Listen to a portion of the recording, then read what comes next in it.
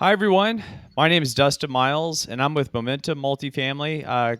Super excited to have Ray Reyes here today. We met a little while back, and so excited to have him here today. So Ray, do you want, if you could, kind of introduce yourself, and would just love to learn more about you. Yeah. Hey, thanks for having me on, Dustin. Yeah, no, my name is Ismael Rey Reyes. Ray is a nickname that I've had for a while. I've been actively involved in real estate since 2005, full time since about 2019 when I retired from the military. I was an Army Hmm. officer and did 28 years of service there. So really just retired so I can do this full time. You get to a certain point where you got to make your decision. You got to sort of pick your poison. And I knew that if I stayed in, I may never get this opportunity of something I've always wanted to do, which is real estate. And I'm a real estate entrepreneur. I love multifamily, but at the end of the day, whatever you like and whatever you're thinking about investing in, it's all about how you buy. If you buy right, just about everything will work. Now, whether it's replicable, that's a different story. Can you replicate that success? It's a different story. But certainly, it's all about analyzing and buying right. So yeah, 2019, I've got about 1,000 units that I we currently have under our portfolio. I've actually sold about 300 and some since 2019. Just looking for deals and looking for partners that I can bring these deals on and work together to acquire. Awesome. That's great. First of all, thank you for your service, uh, so yeah, where are you located, and where do you invest? So I'm located in Florida, just southeast of Orlando and a little bit north of West Palm, in a beautiful place called Port St. Lucie, Florida. I love it here. It's always been my goal to retire here, and I'm glad I'm actually there. Even though I'm not retired, I'm living and working out of this location, which is fantastic. Uh, and did I? What was the other question? Oh, where do you invest? I invest primarily in Sunbelt states, although like a lot of folks, the most important thing, and I alluded to that in my intro, is you got to buy right. So if it doesn't make sense Mhm. to buy somewhere just because you like that area, it shouldn't mean that you should invest there. So we've done our most current deal, for example, was in South Dakota, which is a fantastic deal. It just happens that the yields are really good there because they didn't have the explosion and development that a lot of other places had. So it's all about supply and demand in this business. Awesome. And on the GP side and all that, what's your role been on the GP side, and what role do you like to play there? Yeah, no, good questions. I like to be under management on the deals. Most of the ones that we do now, we really get a piece of the asset manager, not necessarily controlling it, but certainly enough to have additional transparency, which is important to investors. I've done a couple of deals early on where just getting access to information was a little bit tough, and I think when things are going well, information is flows beautifully. But when things go bad, I think people try to put their head in the sand a little bit, and that's actually the opposite. That's when Mhm. then you, as a general partner and working with investors, should be communicating more often. Bad news does not get better with time; it actually gets worse. So we like to have access to the deals, the internals, the financials, the bank, not statements, to actually being able to log into the bank accounts under portals and see what the latest transactions are, etc. So it just requires some negotiation with the lead sponsor to make sure we have access to those. Gotcha. Okay. Well, great. Yeah, couldn't agree more on the communication piece. I mean, it doesn't it doesn't necessarily cost anything to communicate, and good, bad, or whatever, indifferent. It's always good to communicate, and communicate early, as opposed to later down the road when maybe your options are more limited. So definitely, yeah, good call there. Is there's a lot of there's a lot of options for investors. There's obviously the stock market. There's other syndicators besides you and I as well. Curious, is there anything that you can kind of think of that you kind of helps to kind of set yourself apart, maybe from some other guys? I think the biggest thing is my background. I mean, in the army, I started out as a military intelligence officer, and after 28 years, I was a foreign area officer working with basically at the ambassador level, advising ambassadors and chiefs of other militaries. And so, just having that level of professional acumen is important. I think the other thing is, as an intelligence officer, I've gone through so many background investigations. I've had polygraph done on me. When Oh you're wow. dealing with people in this business, especially as a limited partner, some of the keys are really vetting those operators. Don't just go to the Hmm. website. Don't just look. Obviously anybody can go on there and throw something on a website if they have the right designers, make themselves look like something they're not.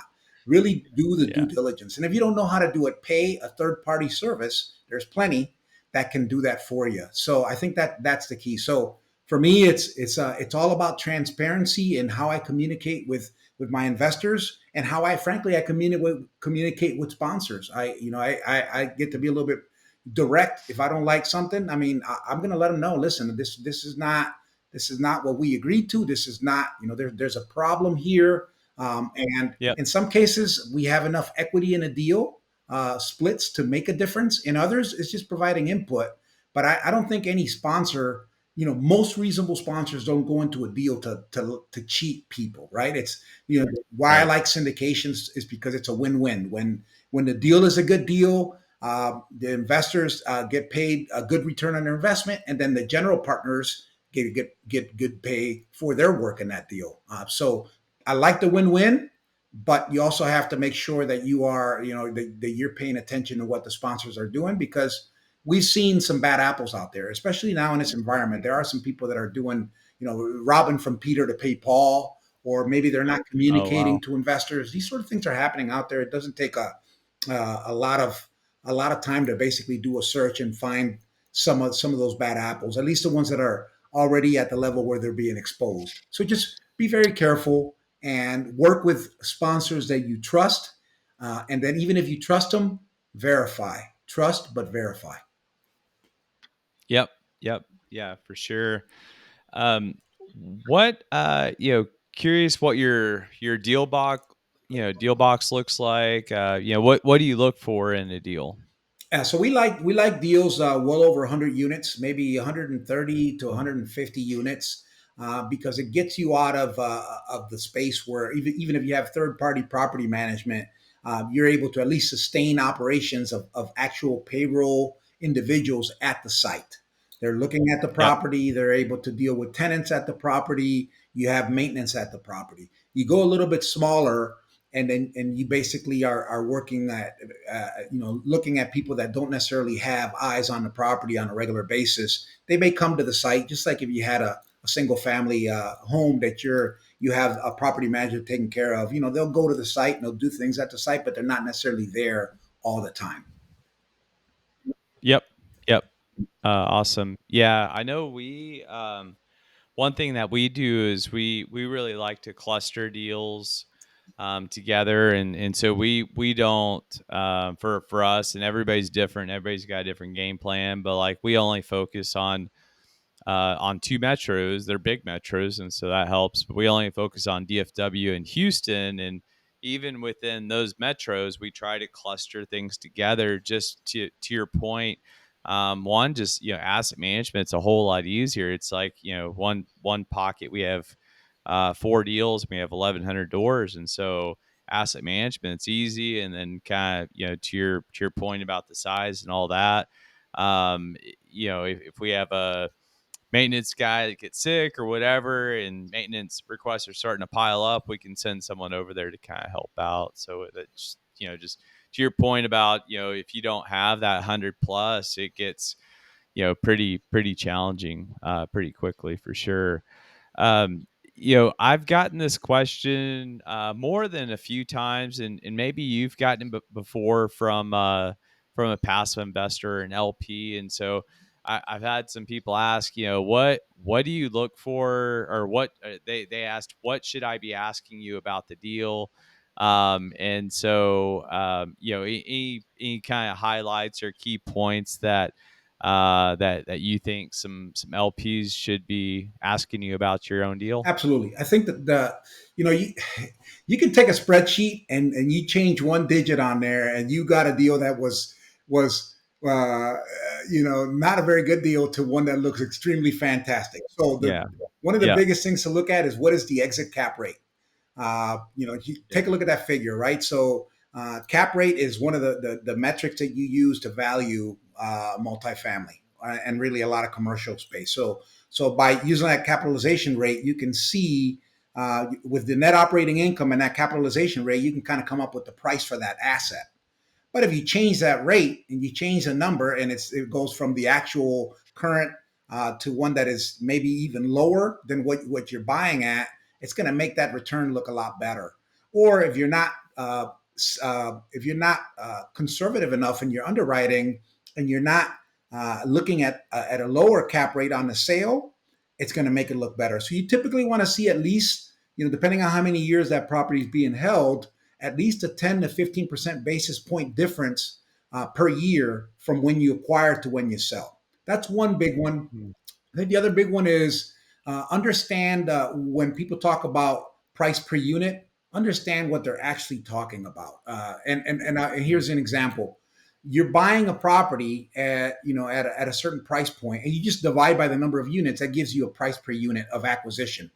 Uh, but then you start adding what capex or construction and add values being added to that property, and then you have to add that number. Let's just say it's 2 million to buy. You got to put another $1 million in capex or capital expenses. So now it's $3 million property because that's how much you Mhm. own. So now do the math. So the math now changed. So now you went 3 million divided by whatever. That's how much you're in that property. So you just have to make sure that when you're looking at price per unit, you're comparing apples to apples. Because Yeah. if you're buying a property at 100 a door, 100 per unit, you're putting another, let's say 5,000 per unit, or 5 to 10,000 per unit in capex. Your new basis is 100. Let's just say it's 10,000 per unit. Is Mm. 110,000 a unit. That's how much you owe Yep. because you have to get Yep. that money was put into that property. So now to make a profit, you got to be selling at at least 120, 130 to pay for that 110. It's no longer the Yep. one. It's no longer 100. So just understanding apples to apples when you're looking at these numbers to make sure that you're doing that correctly. And certainly if you're buying a property, a C class, and it's 120 a door, and a B class is 150 a door. Uh, After you do all of the work on that C class, is there enough meat in there to really make a difference? So you just Yeah. got to look at those things. I think those are the big ones. Obviously, the other third big one right now is if it's a bridge, does it have a floating rate? That's huge right now because rates have. I guess it's probably not as big now as it was maybe a couple years ago when people were running pro formas at a 4 or 5% refinance. That's not the case anymore. If you bought a property at 3 or 4%, you're refinancing at 7%, that math isn't going to work. So you're probably not Yep. refinancing, or you're probably not selling at that point. Or if you're selling at a much lower price because that buyer is looking at having to finance that property at a much higher rate than you did. So you got to make sure that if it's a floating rate, that they've got a rate cap insurance for at least 3 years to make sure that you're protected from any gyrations in the capital markets. Yeah, that's you made some really, really good points. And one thing I guess I'll kind of tack on, 'cause you mentioned the interest rate cap. So you talked about, not only what you're buying at, but then the capex you put into that. Well, rate caps are expensive too, and so you got to kind of look at that all in cost, not only capex, but then rate caps depends on the size of the loan could be a few $1 million. So you could be bumping up even, above that. And so one thing that we kind of look at, and sounds like you may as well. We look at that. Obviously, we look at the all in cost and all that, but we kind of look just to is kind of a more of a temperature check than anything else. But we look at, does in 5 years, does it make sense? Because we look at the exit, what that sell the price per unit is, and we're like, does that make sense to potentially sell, this deal at, I'm just making up numbers. You buy something close to 180 a door, and you sell for 225, 250. Does that kind of make sense for that area? Or is it, are you buying at 150 and you have to sell at 300 in 5 years? It's like, that's that's a lot. And I don't, I don't know if I feel good about that, honestly. So but yeah, super super good points. I don't think enough people really think about what the points you brought up. So that's awesome.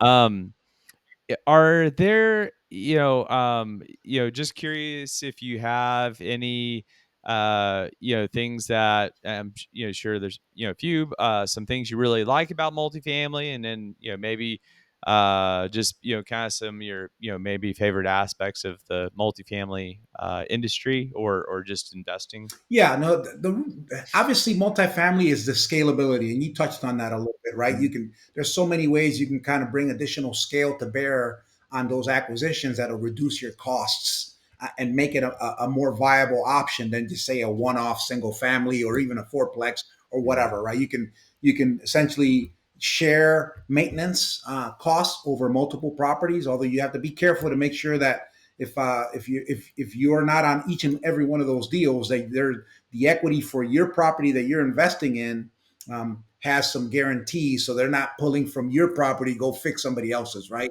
Mm. So scale is Yeah. good so long as there's some protections there to make sure that's being those that personnel that you're paying for is actually working at your property and not somebody else's. Um, but Yep. that's Yep. fantastic. The other thing is, you know, multifamily and just residential real estate uh, is not a want, that's a need. So, regardless of where we are in the economy, people are still going to need to live somewhere. And Yep. so it does create, there is a buffer there. It's not like if you're, if, and nothing against Starbucks. I love Starbucks, but if Mhm. things go bad and you got to tighten up your belt, your economic belt, the first thing that goes away is probably that $6, $7 cup of coffee from Starbucks when you can just, get some instant coffee at home wherever you can squeeze Yep. that, right? So some of those things are not needs, they're wants. So invest in needs, and then that gives you additional insulation from whatever's going on economically.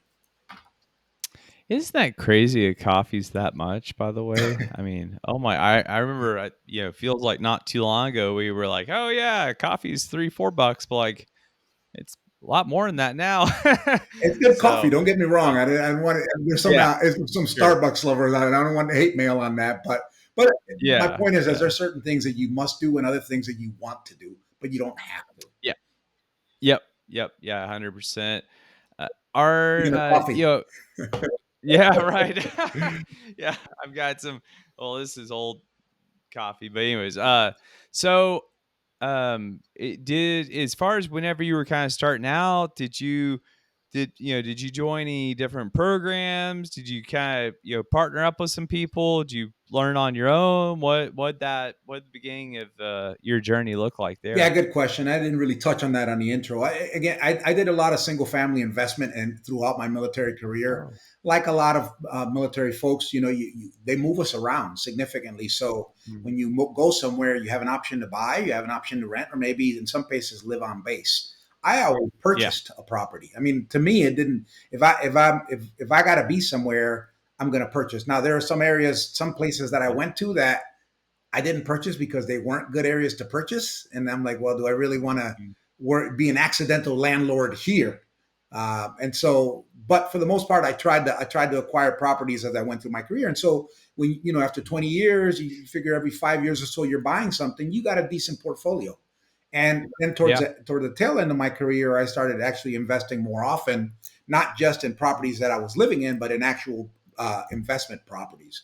And so he just built a sizable portfolio of single family. But what I Hmm. understood by doing that is that it was just a hard thing to scale, as your acquisition process for multifamily is longer and it takes longer. It's more detailed. But at the end of the day, when you complete an acquisition, and if you stay to the criteria that we were talking about, you've got 130 units that you have an investment in.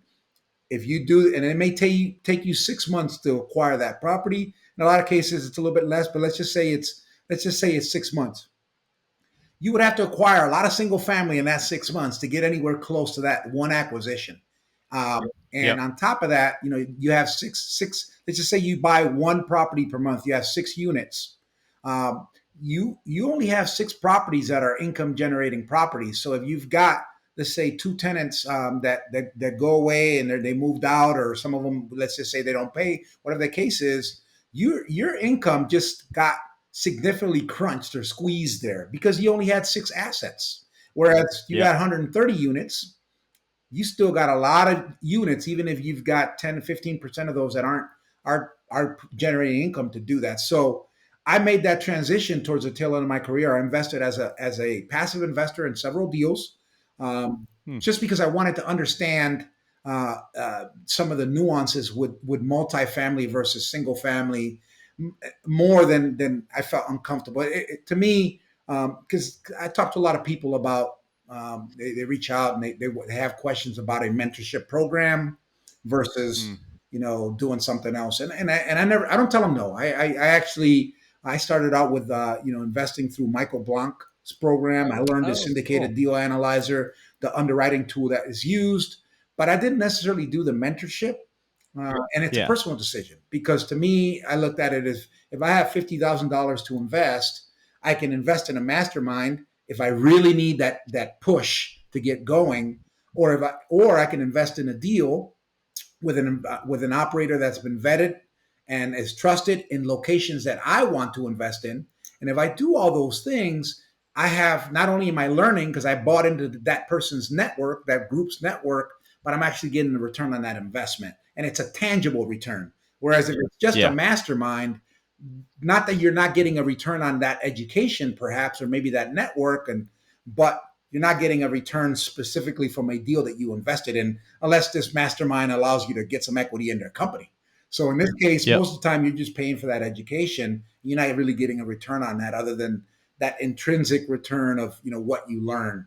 But you can get boots on the ground, foot in the door technique, which is what I call it when you invest in somebody else's deal, or you can Hmm. buy into a mastermind. But either way, get started is what I tell people. If you really need that push and you're not comfortable, you don't feel like you know the right kind of people to invest in a deal, then maybe that's where your mastermind becomes more critical. But if you've got it, if you've got access, and if you're a professional and you're just transitioning into this space, you probably have all the tools that you need. It's just a matter Yep. of finding that network and working the network. Yeah. Yeah, for sure. No, that's great. I don't know if you're a reader or listen to podcasts, or I'm probably more of an audiobook guy, and I do listen to podcasts quite a bit. But any favorite books, whether audio or just a typical physical book, or any podcast that you'd recommend that you like? Yeah, I would say from a book's perspective, if you're a passive investor, uh, it's still good to understand, basic syndication, things. If you're looking at multifamily, so I've got a book out to reverse engineer. I'm not going to here to just push out my book. Find a real estate Hmm. book. Best ever real estate syndication is a good book. It talks a lot about syndications, and you can learn from that and see what it is that they're talking about. And this is Joe Fairless is the author of that book. I think I got the title right, but you can you Yep. can essentially reverse engineer that to find the key things that you need to be asking operators. So I like the reverse engineer thing. So if I'm talking to operators and I'm telling them this is how you do this right, then as a passive investor, I'm going to read that same book and figure out the questions that I need to be asking for there. If you're building a Awesome. business in this space, you want to be a multifamily operator, or you like capital raising, or whatever the case is. Anytime you're building a business, you have to get talent. And so I like Mm. Who Not How by Dan Sullivan, Yep. to grow your organization. And really, there's two ways to do it. One is going through a partnership round. There may be mixes, right? There's different ways to structure businesses, but you can work with partners, and which is what a co-GP sort of structure is. You're working with other Mm. general partners to acquire property. So that's one way to partner. The other way is essentially hiring people or outsourcing third Mm. party to give you some of those key things that you need to be able to do your own acquisitions if you've got capital to put into play. So it just depends on what you have, but you're not going to have it all. And let's just say you do have a ton of money and you have a ton of skills. It's hard to replicate that if it's just you in multifamily. It really takes an entire team to do this, it's about finding people to work with, through networking events. Find those people that are bringing opportunities that you can invest in, whether as a co-GP or as a passive investor. Awesome. Uh, where do you see yourself if you want, just kind of 2024 for you, or if you want to, kind of talk about, where you see yourself the next few years? Would love to hear what the direction of your company looks like for the next few years. Absolutely, thanks. So two things, and this is not just for me, but this is for a lot of folks out there, even passive investors.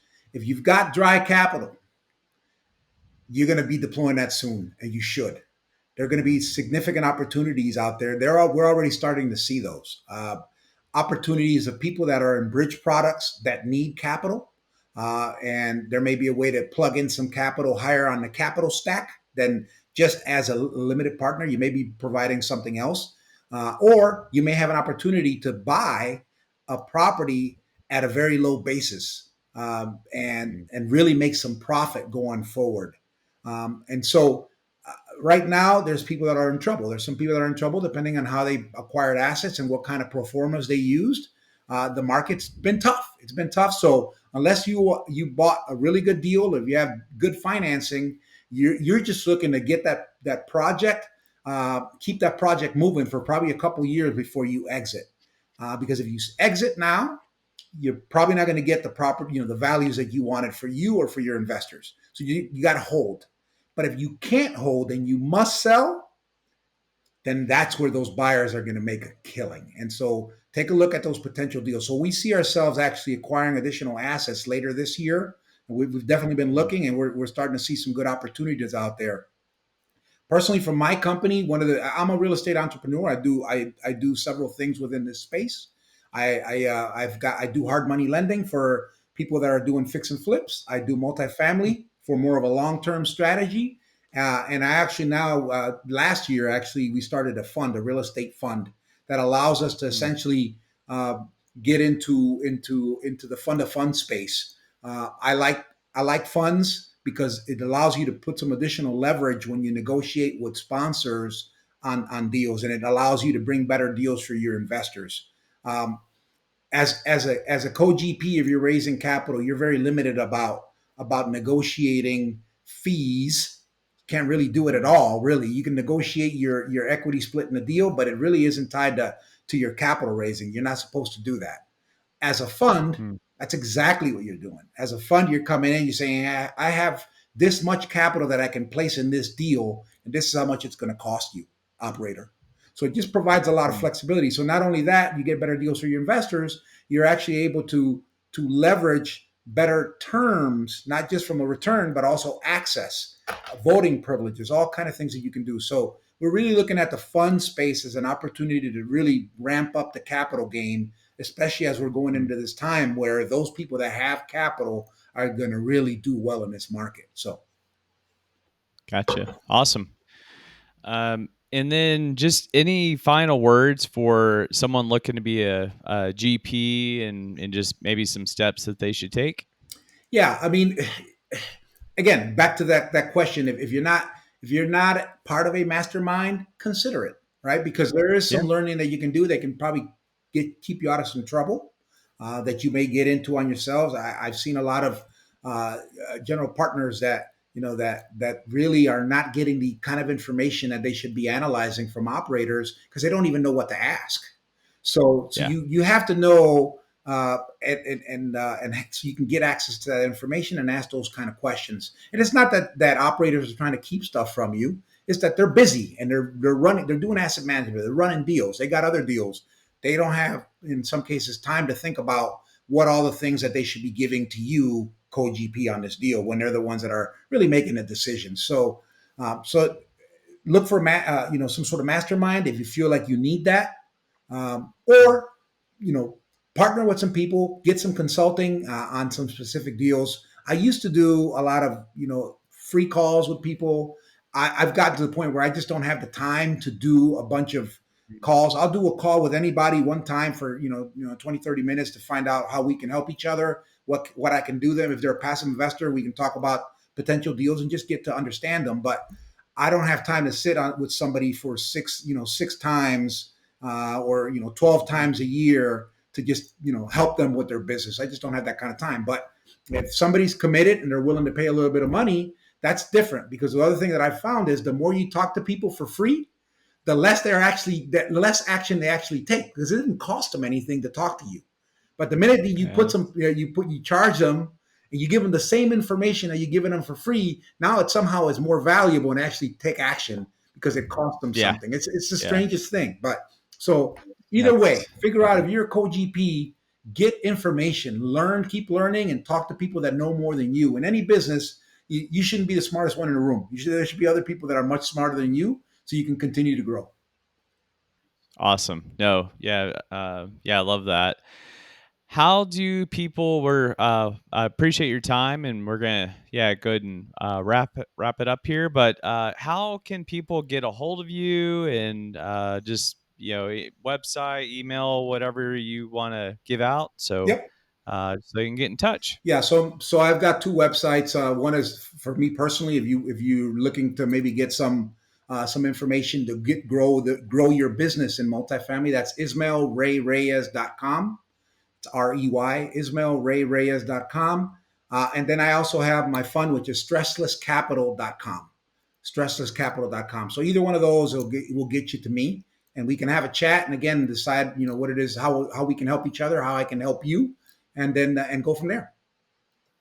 Awesome. Well, again, appreciate your time, and thank you for your service. And yeah, we'll talk soon. Great job. Thank you. Thank you, Dustin, and See good ya. luck to you and your team. I know you guys are doing great things. We need to talk about Dallas, man. That's one of our key markets. I know we didn't talk markets at all, but let's see if we can do something together.